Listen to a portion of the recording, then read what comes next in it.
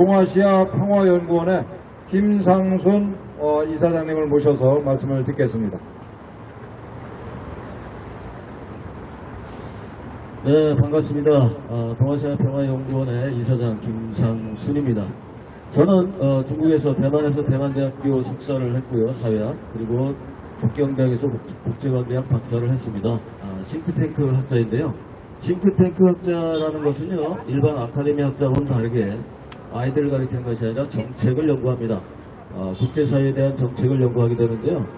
저는 그런 의미에서 여러 가지 우리 현재 처해져 있는 대한민국의 위기 상황이라든지 이 국제적인 상황이나 특히 북한군이 이 우크라이나 전쟁에까지 참여하는 이런 아주 급박한 상황에서 우리가 과연 우리 주변에서 우리의 안보를 어떻게 지켜야 할지에 대한 부분을 고민하고 이 정책을 정부에다가 전달하는 그런 싱크탱크 학자입니다. 물론 지난 선거회 때에도 제가 캠프를 만들어서 한반도 미래보장특별위원회의 부위원장으로서 정책을 만들어서 특히 중국 관련된 정책은 제가 만들었습니다. 그래서 이번 윤석열 정부에서 대중정책에 대한 부분은 제 얘기가 그대로 다 통과가 돼서 사드 산불 정책 바로 철회 이 부분부터 대통령이 취임하자마자 바로 그걸 했습니다.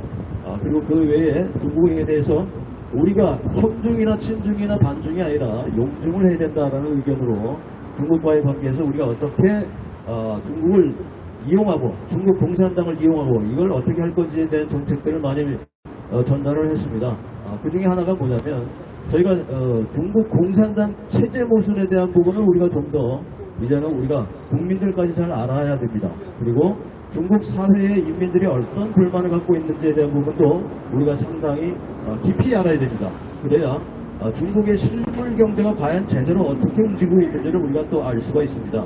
저희들이 중국을 이용하는 방식은요, 중국 사회가 더 친밀해져야 되고요, 중국 경제가 더 친밀해지면서 우리가 어떤 물건들을 팔아낼 수 있을지, 어떤 경쟁 부분을 우리가 이겨낼 수 있을지, 또는 협업을 할 수 있을지 이렇게 접근을 해야 되고, 그러나 중국 공산당 체제에 대해서는 저희가 지금 저도 이 자리에 선 듯이 체제 모순에 대한 부분을 우리가 분명히 알아야 됩니다. 그래서 앞서도 말씀드렸던 분들도 계신데 중국 공산당 체제 자체는 근본 자체가 모순입니다. 인민을 위해서 봉사한다고 공산당을 창당했지만 청나라와 국민당의 부패를 척결하기 위해서 인민을 위해서 봉사하겠다고요?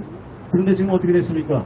75주년이 됐지만 공산당 성립까지는 100년이 넘었지만 지금은 집단 부패의 대명사가 됐습니다. 오히려 국민당보다 공산당이 더 부패해요. 이게 어떻게 된 거죠? 인민들은 어디 있습니까? 당신들의 인민들은 어디에요? 그런데 그것도 모자라서 공자학원이라는 것을 내세워서 스파이 교육을 삼고 있습니다. 대한민국이 그때 당시에 공자학원이 2004년에 서울에 중국어 배우 열풍이 있었기 때문에 당시에는 공자 아카데미가 성립이 돼서 학원 가르치는 줄 알았죠. 중국어.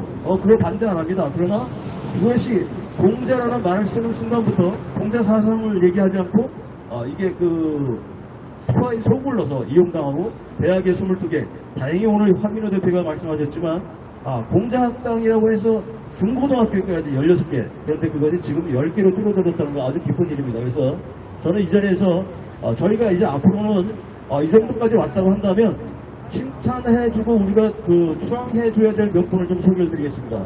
첫 번째는 공주 영명고의 여양현 교장님이십니다. 이분은 순천향대학에서 MOU를 맺고 공자학당을 세우자 합의를 했는데 마지막에 저희 한민호 대표를 포함한 시민단체에서 항의를 보내는 순간 이 여양현 이 영명교 교장님께서 정확하게 사태를 파악하시고 취소했다는 거, 이게 어떻게 보면 우리 시민사회 단체의 첫 번째 승리라고 볼 수 있는데요. 이 승리의 창단을 높이 우리가 불러야 됩니다. 그런데 어제 또 아주 정말 28일이 사실 어제보다는 28일날 세종 성균관대학교에 우리가 기억해야 됩니다. 이분 애국자이시고 민족의 대한민국의 자존심을 살려주신 분입니다. 유지범 성균관대 총장님 정말 감사드립니다. 제가 어제 생방송에도 말씀드렸고 녹화로도 다시 말씀을 드릴 건데 우리는 이런 분들을 기억해야 됩니다. 그리고 또 세종대학교에서 새로 이제 임명이 되신 지 얼마 안 되지만 그래도 상태 파악을 잘하셔서 하신 엄종화 총장님 세종대 이분도 저희가 찬양을 해야 됩니다. 그리고 제가 이 자리에서 하는 제안을 좀 드려볼까 합니다. 뭐냐면요, 이제 우리가 어느 정도 성과를 거두고 있고 공자학당도 16개에서 10개로 줄어들었는데 저희가 일단 우선 공자학원에 대한 22개 대학에 대한 우리 자체 내부에서 다른 공신력 있는 단체와 함께 평가를 해서 어느 대학이 과연 가장 친중이고 가장 내공로인가 이걸 우리가 좀 평가를 통해서 순위를 발표하고 이 순위를 정기적으로 동기가 됐든 반기가 됐든 그 상황을 좀 파악을 해서 그것을 언론에도 공표하고 유튜브나 미디어에도 공표하는 그런 활동을 통해서 더 압박해가는 우리의 승리를 목표 성취하기 위해서 압박해가는 그런 일을 앞으로 우리가 했으면 하는 생각입니다. 감사합니다.